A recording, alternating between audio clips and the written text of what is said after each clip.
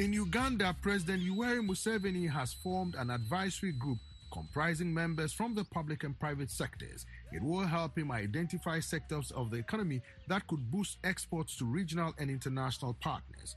The move forms part of the government's plan to jumpstart job creation and improve living standards. Odrek Rwabwogo is a senior presidential advisor on special duties. He is currently visiting states and cities in the U.S. as part of the effort to identify key areas that could help boost Ugandan exports. I caught up with Rwabwogo via Skype while he was in Washington, D.C. In part 2 of this interview, Rwabwogo talks about empowering Uganda's youth, including vocational skills training, and in this new approach to trade. Our country is 78% below 30 years. They are all online.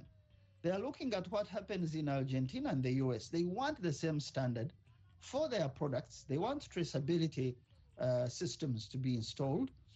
So it's kind of, you have to work with what you have, but you have to put your hand into the future and look at these big markets. So Uganda is now working at what we call the lowest level of government. It's called a parish.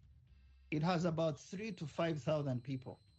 We are taking small amounts of money to farmers to build cooperatives so that it is very easy to aggregate and standardize before you can deal with processing for the developed markets or sale of raw food around us, South Sudan, Congo, which are not yet growing food, but which will very soon, because every country wants to protect its food market.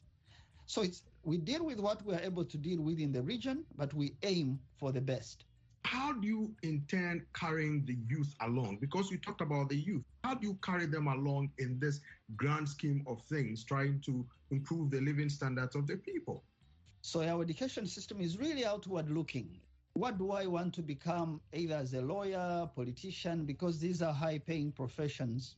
We're changing our curriculum in Uganda to ensure that the same young person at year 12 in Germany who is able to work for the Mercedes-Benz and give you the best product, the same kind of curriculum, you take it in your country and you increase vocational training. You popularize it because parents, students don't like vocational training. They want their children to be lawyers. Yet the small to medium enterprises really rely on products of vocational training. So training and change of curriculum is how we carry the young people. Number 2 is to ensure that the same technology which they see in the rest of the world, because they are on internet, you do not deny them that opportunity to innovate. So Uganda has funds for young people who are in that space. You're creating apps, you're creating some software. For me, I find that apps and software is the low rank of IT. The highest rank young people here in the US, I see they're building systems for water, for electricity, but we will get there. What we need is to maintain stability so that those young people now don't have to run out of the country. Provide infrastructure, IT infrastructure, roads, water, so that they are able to enjoy their country. And 3, make policies that are pro-young people's businesses. Entrepreneurship is what will save Africa.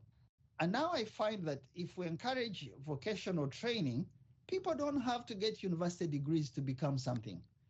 They can become good engineers and design things in their homes and in their farms, because we have plenty of legroom in agriculture to grow.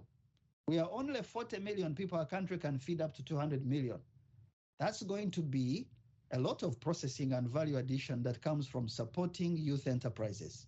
What is the time frame that the government is giving itself to actualize this plan, for which you are going around here in the US and parts of Europe? We've given ourselves 6 to 7 years because we think the first 2 years is learning curve.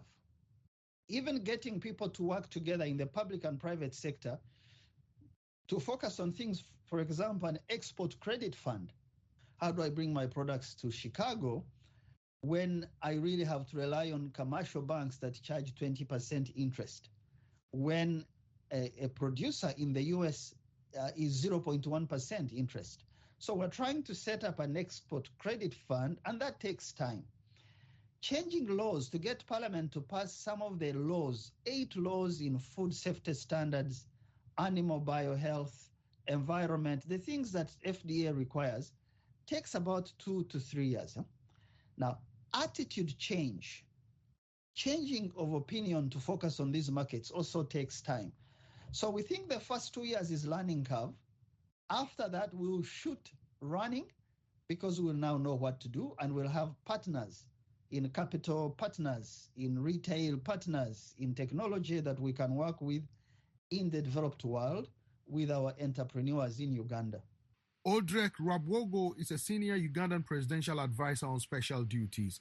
He spoke with me via Skype.